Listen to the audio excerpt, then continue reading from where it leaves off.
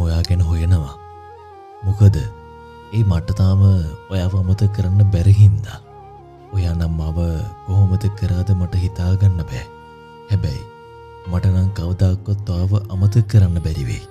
ඔයාට දැන් මාව ආගන්තුකෙක් වුණාට මට නම් තාම ඔයා මගේ කියන හැඟීම තාම දැනෙනවා.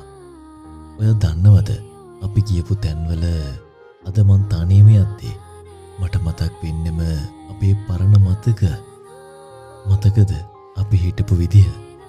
මට තාම හිතාගන්න බැරි මන් නැතුව ඉන්න බෑ කියපු කෙනා අද කොහොම ජීවත් වෙනවද කියලා.